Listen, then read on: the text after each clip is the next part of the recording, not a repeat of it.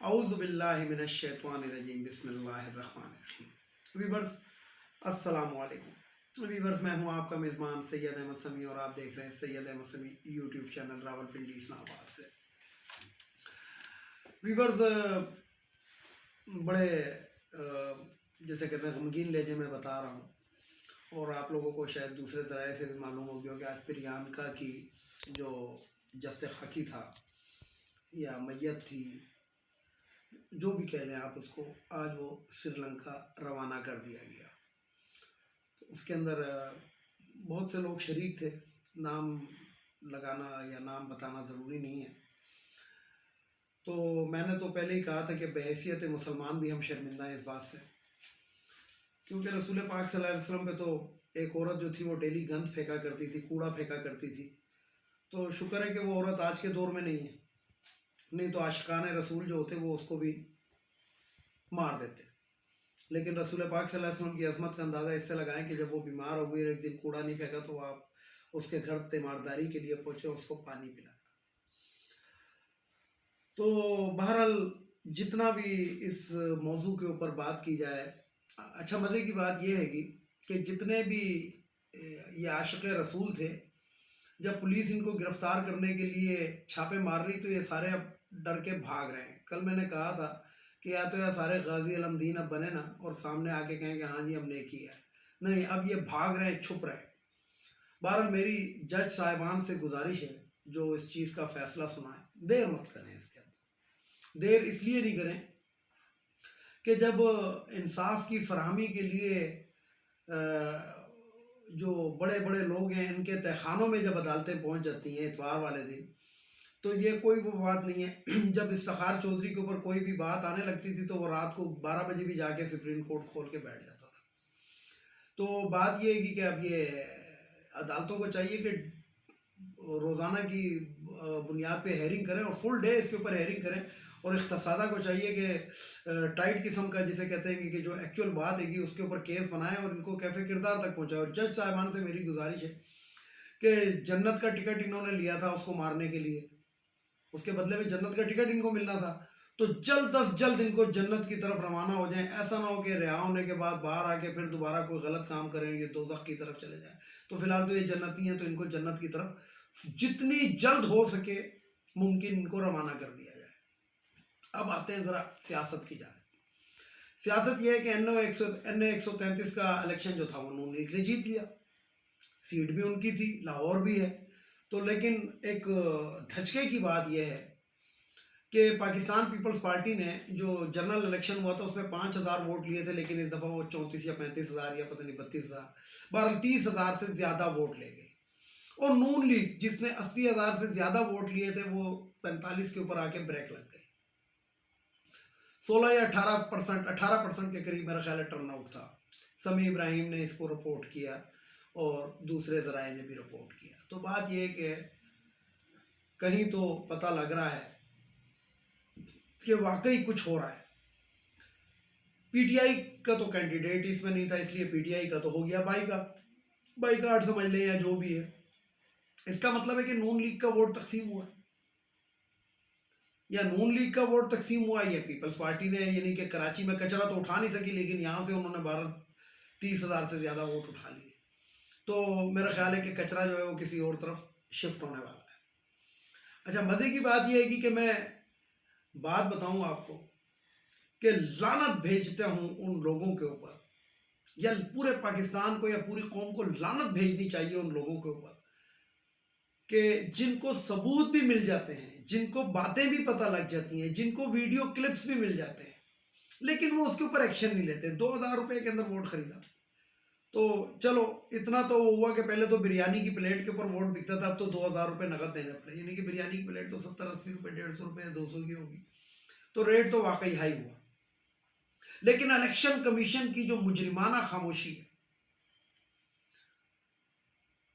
پہلے سینٹ کے الیکشن میں یوسف رضا گیلانی کے بیٹے کو باقاعدہ اس کی ویڈیو آ گئی، جب ثاقب نثار کی ویڈیو، جب جج صاحب کی، وہ جو دوسرے جج صاحب تھے جو وفات پا گئے، شبیر صاحب، شبیر نام تھا یا کیا نام تھا، یا رشید نام تھا، ان کی ویڈیو سچ ہو سکتی ہے لیکن یہ ویڈیو دونوں جھوٹ ہیں، کیونکہ اس کے اندر نون لیگ کے الیکشن آفس کے اندر بیٹھ کے پیسے 2,000 روپے دیے جا رہے ہیں، قرآن پہ حلف لیا جا رہا ہے۔ اب مزے کی بات یہ کہ دیکھیں کہ سیاست میں بھی قرآن کو لایا جا رہا ہے، اور قرآن کے اوپر تو آپ کے وزیر اعظم بھی حلف دیتے ہیں گے کہ میں خاتم النبیین کو مانتا ہوں، میں یہ کرتا ہوں، میں وہ کرتا ہوں، اور اس کے بعد کیا کیا ایون فیلڈ، اس کے بعد کیا کیا اربوں روپے ڈکار گئے، کھربوں روپے ڈکار گئے۔ اور نون لیگ والے آج بھی کہتے ہیں کہ نواز شریف کے اوپر 1 روپیہ بھی ثابت نہیں ہو رہا۔ وہ بھائی کیسے ثابت ہو جب Lahore high court stay order دے دیتا ہے، جب اسلام آباد ہائی کورٹ جو ہے وہ سزا معطل کر دیتی ہے۔ اور دوسری لیکن شرم کا مقام یہ ہے، اور اس کا مقام یہ ہے گا کہ ملک سے بھاگ گئے۔ جب 1 روپیہ تم نے چوری نہیں کیا، جب تم نے غبن نہیں کیا، تو پھر ملک میں رہو نا، عدالتوں کا سامنا کرو۔ اسٹے آرڈر دینے کے لیے تو لاہور ہائی کورٹ موجود ہے، لیکن اس کے باوجود آپ کو یقین ہے کہ زیادہ نہیں ہو سکتا، عوام کو پتہ لگ رہی ہیں ہر باتیں، تو اس لیے آپ باہر بھاگ گئے۔ اسحاق ڈار کس طرح بھاگا، اس کے بعد نواز شریف کس طرح بھاگا، پلیٹلیٹس اتنی کم ہو گئی تھی کہ مرنے کا خطرہ تھا، لیکن 2 سال سے ابھی تک مرا نہیں۔ ویسے بھی پاکستانیوں کو ذرا اچھی خبریں دیر سے ہی ملتی ہیں، تو بہرحال اور انتظار کریں۔ وینٹیلیٹر کے اوپر ایک گورنر بنا دیا جاتا ہے، نون لیگ صدیقی صاحب، وینٹیلیٹر کے اوپر اپنی بیوی کو الیکشن جتا دیا جاتا ہے۔ لندن کے اندر بیگم ہوتی ہیں ان کو، اور اپنی والدہ کو جو میرا خیال ہے کہ ابو 90 ایئر تھی، اور وہ صوبائی اسمبلی کی خواتین کی مخصوص نشست کی کینڈیڈیٹ بھی رہی، یعنی کہ مخصوص نشست کے اوپر خواتین کے اندر جو تھی یہ نواز شریف کی والدہ صاحبہ موجود رہیں 5 سال، سیشن ایک اٹینڈ نہیں کیا، لیکن تنخواہ پوری لیتی رہی، کیونکہ حلال ہے۔ ان لوگوں کے لیے وہ پیسہ جو عوام کے خون پسینے کا پیسہ وہ حلال ہے۔ تو میرے جو نون لیگ کے بھائی ہیں وہ کہتے ہیں کہ جناب ان کے اوپر 1 بھی روپیہ ثابت نہیں ہو رہا، تو ان کے لیے صرف یہی بہت ہے گا ان کو کہنے کے لیے، ان کے جواب کے لیے، کہ روپیہ ثابت نہیں ہو رہا لیکن پھر بھی بھگوڑے بنے ہوئے ہو بھائی، یا تو یا مرد بنو نا، خواجہ سعد رفیق نے کہا دیے کہ میں کہہ رہا ہوں مرد بنے، تو مرد بنو، ذرا آؤ میدان میں، ذرا بیٹھو، پتہ تو لگے۔ لیکن نہیں، اتنی تو آپ لوگوں میں صلاحیت ہی نہیں ہے۔ 2,000 میں ووٹ خرید کے آپ نے NO-33 کا الیکشن لے لیا، اور الیکشن کمیشن کو آپ نے ساتھ ملایا ہوا۔ الیکشن کمشنر جو ہے، الیکشن کمشنر، وہ بھی پاکستان کی سیاست کے اندر یا پاکستان کی ریاست کے اندر، سیاست اور ریاست دونوں کا ہے، ایک بلیک شیپ ہے، کالی بھیڑ۔ کیوں کہ جو کوئی کچھ بھی اس کا نظریہ ہے وہ جا کے ڈورے وہیں سے مل رہی۔ اب آتے ہیں ذرا پی ٹی ایم کی جانب، نون لیگ آج بھاگ لی، مولانا جو ہے وہ ٹلٹلی بجاتے ہوئے رہ گئے، گھنٹی پکڑی رہ گئی، مولانا کے ہاتھ میں گھنٹی رہ گئی، اور بس وہ رسی گھنٹی کی غائب ہو گئی، کیونکہ کسی کے گلے میں تو انہوں نے لٹکانی تھی، لیکن اگلے رسی چوری کر کے لے گئے اور گھنٹی مولانا کے ہاتھ میں رہ گئی۔ استعفوں سے انکار کر دیا نون لیگ نے، یا آنے والے وقت میں دیں گے، کسی وقت پہ دیں گے، کسی وقت کی تلاش میں دیں گے، لیکن فی الحال وہ کہتے ہیں کہ جی ہم استعفے نہیں دیں گے، یعنی کہ تنخواہ پہ نوکری جاری رکھنی ہے۔